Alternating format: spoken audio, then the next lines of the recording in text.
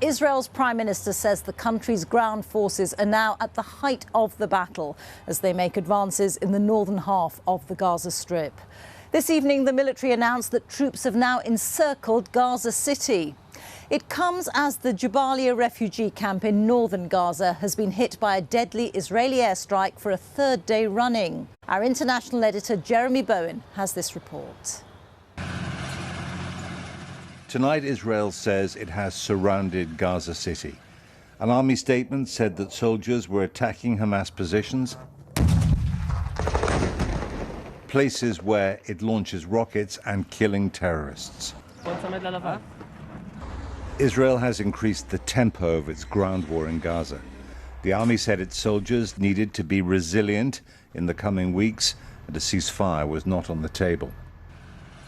The troops have been visited by Israel's Prime Minister Benjamin Netanyahu.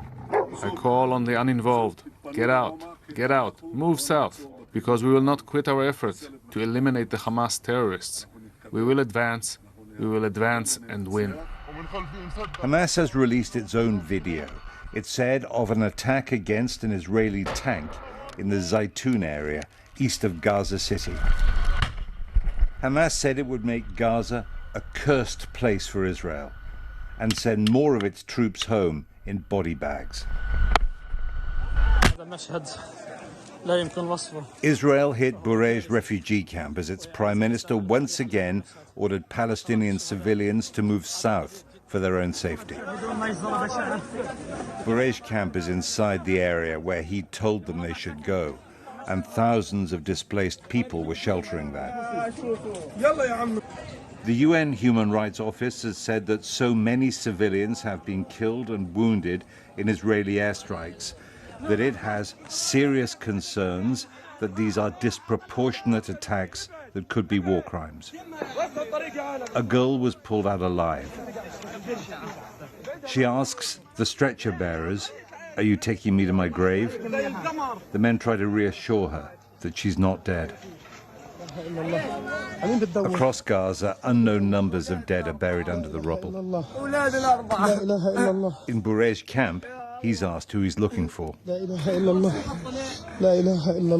My four children, he says, "Oh God, why did you leave me and die?"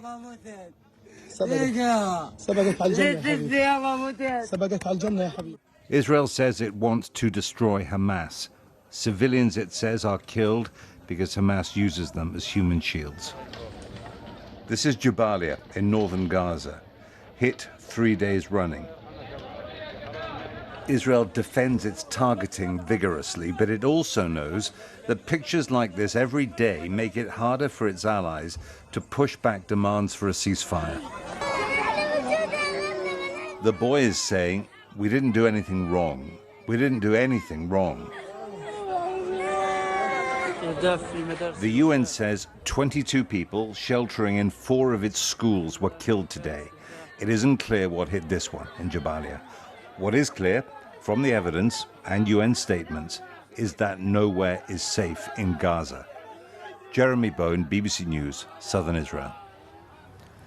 Well, almost 4 weeks into the war in Gaza and thousands of Palestinians have been killed, wounded or are missing. The death toll and the emotional toll, as you saw, is growing for those trapped inside. Our special correspondent Fergal Keane has been working with journalists on the ground in Gaza to file this report from Jerusalem. All of their days, the war follows them.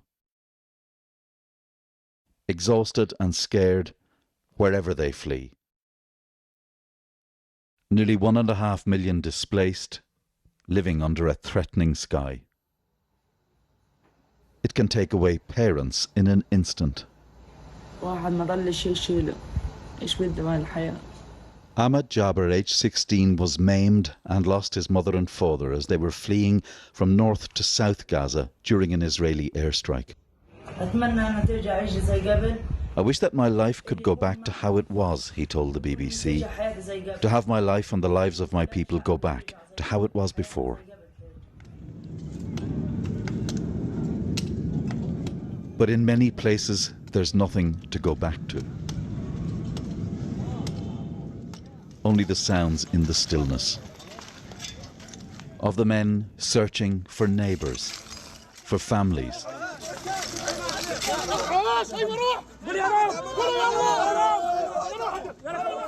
Somewhere beneath this.